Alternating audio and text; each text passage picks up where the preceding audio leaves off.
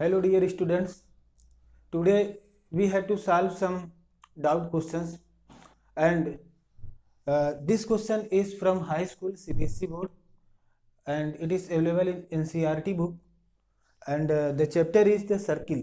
Okay, so we have to solve this question.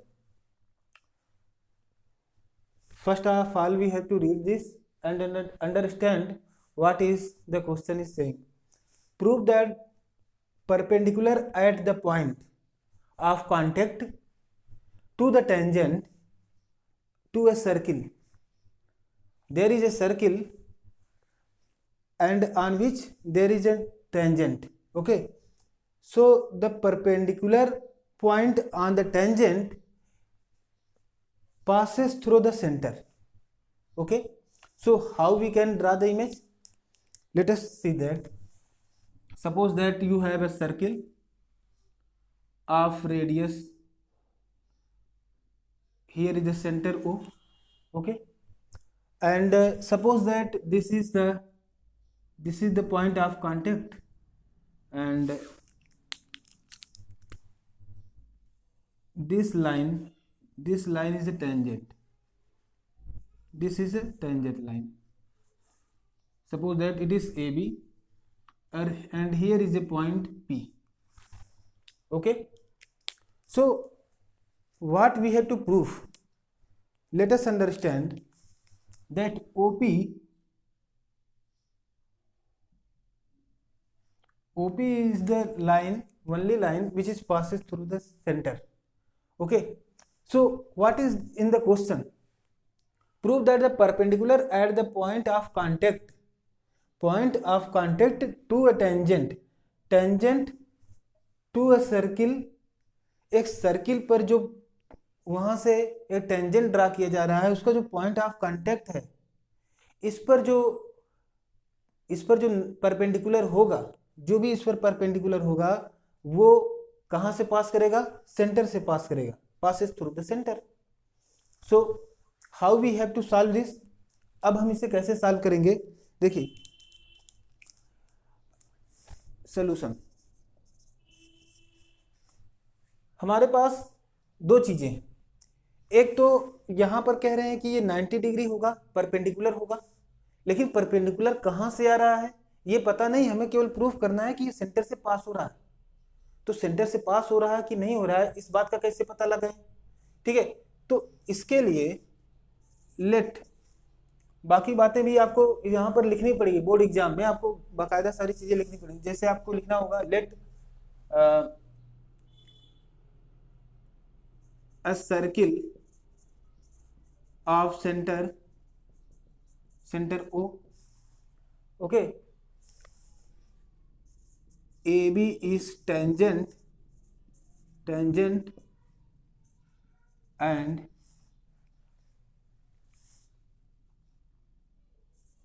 OP is perpendicular to AB. P is point of contact. कुछ बातें आपको लिखनी पड़ेंगी. अगर हमें ये सारी बातें हैं हमारे पास है तो हम एक दूसरा तरीका ये अपना सकते हैं इसको सॉल्व करने के लिए कि जो लाइन जा रही है अभी तो हमें प्रूफ करना है कि वो सेंटर से जा रही है. मान लीजिए वो सेंटर से नहीं जा रही है तो मान लेते हैं यहां पर हमारे पास कोई पॉइंट है O dash which is not passes through the centre, which is not passes through the center. then ये सेंटर से अगर नहीं जा रही है फिर भी अगर ये इस पर परपेंडिकुलर है तो क्यों है? ठीक है, तो देखिए, तो हमारे पास क्या होना चाहिए? अगर suppose let O dash is the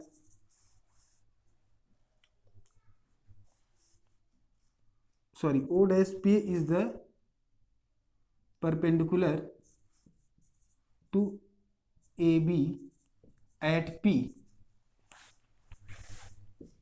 is not passes through the center. ये अगर बेटा सेंटर से नहीं पास हो रहा है, ठीक है, ये हमने तो माना है. अभी ये कंफर्म नहीं है, लेकिन पासेस थ्रू है कि नहीं अभी पता नहीं है। लेकिन हमें क्या करना है, हमें इसको शो करना है कि परपेंडिकुलर है। अगर बेटा ये परपेंडिकुलर है तो O dash P and B, ये एंगल बेटा होगा कितना, 90 डिग्री होना चाहिए। ओके, पहला इक्वेशन। और दूसरा सेकंड पॉइंट हमारे पास ये है कि अगर ये ओ से पास हो रहा है, ओ से पास हो रहा है, इफ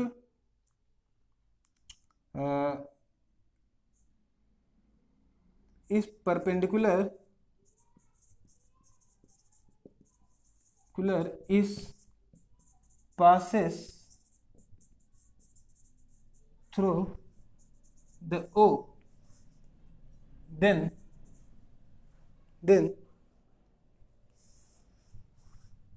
थ्रू द O, यानी यहाँ सेंटर से पास हो रहा है, पासेस, ये सेंटर से पास नहीं था, ये सेंटर से पास हो रहा है। तो बेटा सेंटर से पास होने के लिए क्या है, angle O P B is equal to 90 degree होनी चाहिए। ओके, तो बेटा क्या ऐसा पॉसिबल है कि ये दोनों एंगल 90 डिग्री होंगे? फ्रॉम द फिगर, यहां पे लिखेंगे क्या, from the figure it is, यहां पे पहले ये लिख लीजिए, फ्रॉम इक्वेशन 1 and 2, 1 and 2, 1 और 2 से हम देखेंगे बेटा, तो हमारे पास क्या आ रहा है, angle O dash P B, यानी बेटा ये angle O dash P B, ये वाली एंगल और ये वाली एंगल दोनों आपस में इक्वल होनी चाहिए। According to this is equal to angle O P B, but from the figure,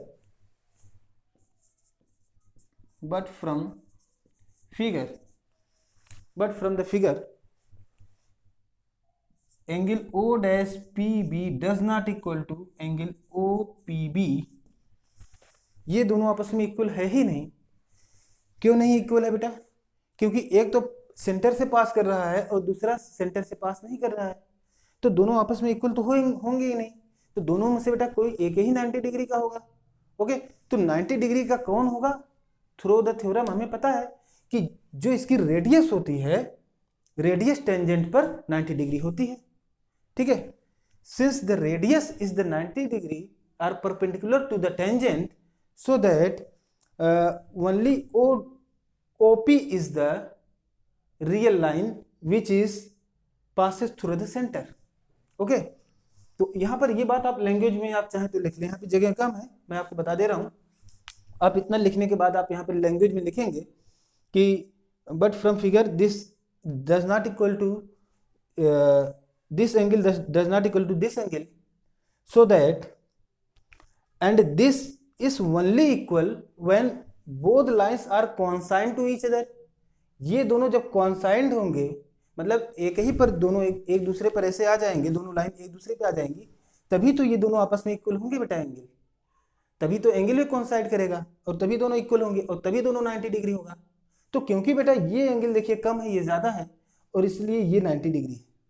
ठीक है, और ये रेडियस से जो हमारा टेंजेंट पे बनता है वो कितना होता है बेटा, 90 डिग्री होता है। इसलिए OP is the 90 degree are perpendicular to AB and OP is passes through the center. O is the center, so it is passes through the center, hence proved.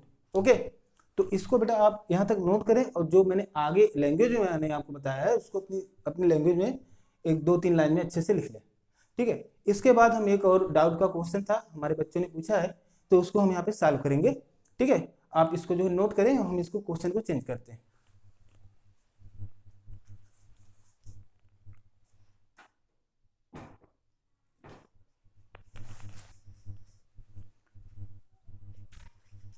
चलिए डियर स्टूडेंट्स, एक दूसरे question की तरफ आगे बढ़ते हैं, और आपने पूछा भी था, तो देखिए हमारा प्रश्न क्या है, इसको पढ़े पहले।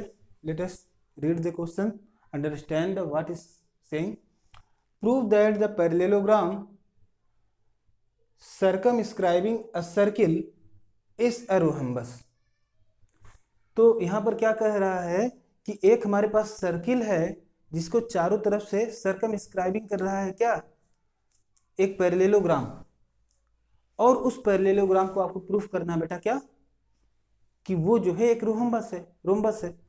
तो हम क्या करेंगे, सबसे पहले उसको ड्रा कर लेते हैं। तो सपोज दैट हमारे पास एक सर्किल है, इस तरह से हमने क्या बना दिया, एक अच्छा सा सर्किल बनाते हैं।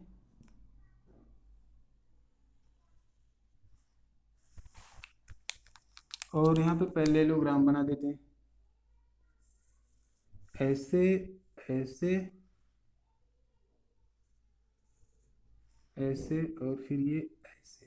एक ही पॉइंट यहाँ पे टच होगा बेटा। ये जो फिगर उतना अच्छा नहीं बन रहा है तो इसका आप टेंशन मत लीजिएगा, ठीक है। पैरेललोग्राम का माने आप जानते हैं।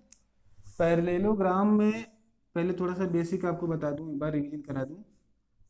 ये पैरेललोग्राम बेटा जो आमने सामने की जो साइड्स होती हैं, फ्रंट की जो साइड्स होती हैं, वो आपस में इक्वल होती हैं और पैरेलल होती हैं, और इनका जो एंगल होता है बेटा ये 90 डिग्री नहीं होता, ठीक है।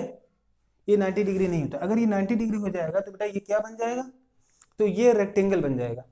लेकिन यहाँ पर क्या होता है, ये 90 डिग्री से कम होता है, और यहाँ पर क्या होगा, जो सामने की साइड्स होती हैं आपस में इक्वल होती हैं और पैरेलल होती हैं। तो मान लो ये ए बी सी डी ऐसा कुछ आपके पास एक क्या है, पैरेललोग्राम है, और उस पैरेललोग्राम में जो सामने वाली जो साइड्स होंगी वो आपस में इक्वल होंगी और पैरेलल होंगी। तो ए डी बी सी के पैरेलल होगा और ए बी डी सी के पैरेलल होगा, ठीक है। तो ये पैरेललोग्राम की पहचान हो गई। और दूसरा रोम्बस की क्या पहचान है, रोम्बस में फर्क बस इतना है कि इसमें चारों साइड्स इक्वल होता है, ए, इसमें चारों साइड्स इक्वल होता है, और जो सामने सामने की जो साइड्स होती हैं वो क्या होती है, पैरेलल होती हैं। और दूसरी बात ये कि इसमें भी वो जो एंगल वाला कंसेप्ट था एकदम रेक्टेंगल के जैसा ही है, ठीक है। तो चलिए आगे बढ़ते हैं, इसको इरेज कर देते हैं। अब देखिए, अब बेटा हम क्या करेंगे, इसको प्रूफ करने की कोशिश करेंगे। चलिए देखते हैं कैसे करते हैं। तो अगर हम यहाँ पे ले लें, जैसे हमने ले लिया यहाँ पे ए बी सी डी, है ना, ए बी सी डी ले लिया। ये हमारा पैरेललोग्राम है। Let we have a parallelogram A B C D, okay, which is circumscribing a circle, okay, circle of center O। यहाँ पे सेंटर का कोई रोल अभी नज़र तो मुझे नहीं आ रहा है इसको प्रूफ करने के लिए, लेकिन देखते हैं। अब हम क्या करेंगे, चूंकि बेटा पैरेललोग्राम है तो हमारे पास क्या आ जाएगा, फ्रॉम फिगर तो AD इज इक्वल टू बेटा क्या हो जाएगा, BC के and AB is equal to DC, AB is equal to बेटा DC। पहला पॉइंट हो गया। दूसरा बेटा ये जो हमारा पैरेललोग्राम का चारों साइड है, अगर ये स्क्राइबिंग कर रहा है किसी सर्किल को, तो सर्किल के एक पॉइंट को टच करेगा, और जहां पर बेटा टच करेगा वहां पर वो किस चीज का काम करेगा, टेंजेंट का काम करेगा, तो जहां पर जैसे ये पॉइंट है, यहां पर मान लीजिए P कोई पॉइंट है, P दूसरे कलर से लिख देते हैं, P, चलिए रेड पेन से, P है, यहाँ पर कोई पॉइंट Q है, यहाँ पर R है, यहाँ पर बेटा S है, ठीक है। P Q R S ऐसे पॉइंट से बेटा जहां पर ये टेंजेंट का काम कर रहा है। इसका मतलब क्या है, यहां से सेंटर से अगर इस पर आप ड्रा करेंगे रेडियस, तो ये जो रेडियस होगी इस पर क्या होगी, परपेंडिकुलर होगी, ये इस पर परपेंडिकुलर होगी। हालांकि अभी इस चीज का कोई यहाँ पर रोल है नहीं, लेकिन फिर भी आपको जानना चाहिए। अब हम क्या करेंगे, आपने एक क्वेश्चन इस एक्सरसाइज में लगाया होगा, सॉल्व किया होगा, जिसमें आपने देखा होगा या अपने थ्योरम में भी जानते होंगे कि अगर कोई जो है बाहर से कोई एक्सटर्नल पॉइंट है ए से किसी भी सर्किल पर अगर आपने दो टेंजेंट इस तरह से इधर और इधर ऐसे ड्रा किया है, तो दोनों जो है क्या होते हैं बेटा, इक्वल डिस्टेंस कवर करते हैं, है ना। तो उस हिसाब से तो वो जो टेंजेंट वाला हमारा कंसेप्ट है उसके बेस पर बेटा हम क्या करेंगे, यहाँ पर लिखेंगे, यहाँ पर हम लिखेंगे कि since external points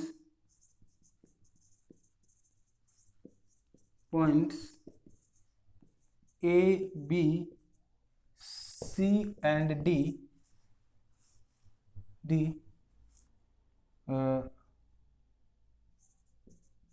draw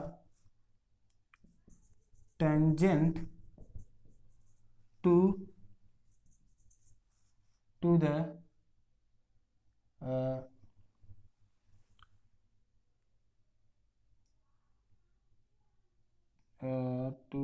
इसको क्या बोलेंगे, सरकमफ्रेंस पॉइंट ऑफ सर्किल। तो जो भी इसके सर्कमफ्रेंस का कोई पॉइंट है, जैसे P है, Q है, R और S है, इस पर टेंजेंट ड्रा कर रहे हैं या पॉइंट ऑफ कांटेक्ट है। तो अब देखिए हम क्या करेंगे, हमारे पास उससे क्या आएगा, तो जो हमारा देखिए बेटा AP है, जो हमने AP ड्रा किया है, ये देखिए यहाँ से AP, जो ये AP है बेटा, ये इक्वल हो किसके, AS के। AP इज इक्वल टू बेटा AS, फर्स्ट इक्वेशन बेटा हो गया। दूसरा देखेंगे बेटा हम इसको, तो DR is equal to DS। Okay, तो DR बराबर क्या हो रहा है, DS हो रहा है,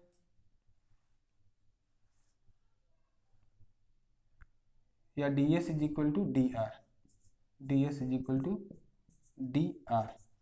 और दूसरा बेटा हम क्या करेंगे, देखिए DS is equal to DR, फिर ये CQ is equal to CR। Okay, CQ is equal to CR, ये थर्ड इक्वेशन बन गया, सेकेंड थर्ड। और बेटा हमारे पास है B से भी यहाँ पर आ रहा है, ये बराबर इसके होगा बेटा, तो BP is equal to BQ, या BQ is equal to BP। Okay, BP इस तरह से हमने लिख दिया first, second, third and fourth. तो टेंजेंट वाले से बेटा ये कंसेप्ट आपको समझ में आया कि नहीं आया, अगर यहाँ तक आ गया हो तब आप आगे देखें। अब हम क्या करेंगे, इन जितने भी चारों इक्वेशंस हैं इनको हम क्या करेंगे, ऐड कर लेंगे। अगर इनको ऐड कर लेंगे तो हमारे पास क्या आएगा, यहाँ पे लिखेंगे adding equation 1, 2, 3 and 4 we get क्या पाएंगे आप, तो यहाँ पे आप पहले तो ऐसे लिखेंगे AS plus DS, sorry AP plus DS plus CQ plus BQ, this much is equal to AS plus DR plus CR plus BP। Okay, अब यहाँ पर क्या करना है, देखिए AP प्लस DS, तो बेटा AP प्लस DS, या इसका तो कॉम्बिनेशन नहीं बन रहा है, AP प्लस DS, अच्छा यहाँ पे AP है, यहाँ पर एक काम करते हैं, AS को एडजस्ट करते हैं, AS के साथ BP है, ठीक है, तो AP के साथ यहाँ पे AP है, CQ और BQ है, AP के साथ DS है, AS कहाँ पर है, AS यहाँ पर है। अगर AS यहाँ पर होता और तो यहाँ पे BP है, BP के साथ क्या करते, AS बराबर AS बराबर हो जाएगा AS प्लस DS। हाँ, यहाँ पे देखिए बेटा AS प्लस DS है ना, AP तो है नहीं वहाँ पर, AS ही होना चाहिए था, लेकिन अगर हम इसको यहाँ से उल्टा कर देंगे, यहाँ पर अगर हम AS बराबर AP लिखें, AS is equal to AP लिखें, बात तो वही पड़ेगी, तो यहाँ पर AS हमको यहाँ मिल जाएगा, AS और AP हमारा यहाँ पर आ जाएगा AP। अब जाकर सही है। अब बेटा क्या करेंगे, AS प्लस DS, देखिए AS प्लस DS ये बराबर कितना हो गया बेटा, AD के बराबर हो गया। तो यहाँ पर लिखेंगे AD plus CQ plus BQ, यहाँ पर देखें CQ प्लस BQ ये बराबर कितना आ गया बेटा, BC आ गया plus BC, this much is equal to, अब यहाँ पर देखें AP प्लस BP, तो देखिए बेटा AP है और ये BP, ये पूरा मिलके कितना हो गया बेटा, AB हो गया। ये वाला टर्म प्लस ये वाला टर्म, ये मिल करके बेटा क्या हो जाएगा, AB हो जाएगा प्लस DR प्लस CR, तो देखिए DR प्लस CR ये पूरा हो गया बेटा DC, ये हो गया क्या बेटा DC। अब देखिए फ्रॉम इक्वेशन, अच्छा यहाँ पर हमने 2 3 4 कर दिया, चलिए इसको हम इसमें 1A मान लेते हैं, इसको 1B मान लेते हैं, चलिए कोई दिक्कत नहीं। अब फ्रॉम इक्वेशन 1A AD बराबर BC की है बेटा, तो यहाँ पर या तो हम यहाँ पर क्या लिखेंगे, यहाँ पे 2AD लिख दें या 2BC लिख दें, बात एक ही है, ठीक है। तो अगर हम यहाँ पे लिखना चाहें AD के प्लेस पे अगर BC लिखेंगे तो यहाँ पे हमारा हो जाएगा 2BC इज इक्वल टू, यहाँ पर AB बराबर DC है, तो AB की जगह चाहे तो DC लिख दे, चाहे तो DC के प्लेस पे हम AB लिख दे। तो अगर AB लिखेंगे तो यहाँ 2AB हो जाएगा, 2AB बेटा, इससे ये कैंसिल हो जाएगा, तो हमारा क्या BC is equal to AB proof हो गया। अब पैरेललोग्राम में बेटा, पैरेललोग्राम में ये जो हमारा BC है, BC ये BC इज इक्वल टू क्या प्रूफ हो गया, AB। अगर ये बराबर बेटा इसके प्रूफ हो गया तो हमें तो पता ये बराबर इसके है, अगर ये बराबर बेटा इसके प्रूफ हो गया, ये बराबर इसके ऑलरेडी है, तो बेटा क्या होगा, ये बराबर इसके है ही, तो ये बराबर भी इसके हो जाएगा, तो यानी चारों जो है साइड्स क्या होंगी, आपस में इक्वल हो जाएंगी। सो दैट यहाँ पे लिखेंगे hence, so that BC is equal to AB is equal to BC is equal to AB is equal to, अब AB बराबर कितने हैं, DC के, DC, और बेटा जो BC है BC के इक्वल टू AD है ही, तो ये भी इक्वल टू AD के हो जाएगा, AD। अब ये चारों साइड्स आपस में बेटा इक्वल हो गई, तो ये क्या हो गया, रोम्बस हो गया। Hence we can say that, hence it is a rhombus, it is a rhombus. तो बेटा ये आपका रोम्बस प्रूफ हो गया, ठीक है। इस तरह से बेटा हमने 2 क्वेश्चन आपके देखे हैं जो आपके डाउट के थे, ठीक है। तो इसी तरह से जो भी आपको क्वेश्चन अगर नहीं आते आप बताइए, और यहाँ तक अगर किसी भी स्टेप में आपको प्रॉब्लम हुई हो समझने में, आप कमेंट बॉक्स में ही बताएं, हम उसका फिर से निराकरण करेंगे, ठीक है। तो इसको आप नोट कर लें, और फिर कभी कोई हम डाउट सेशन ऐसे संडे के दिन लेते हैं, तो आपको जो भी आपको डाउट रहे वो क्वेश्चन हमको बता दिया करें, यहाँ पर हम उसको आपके सामने वो करेंगे। Thank you so much for watching this video, thank you.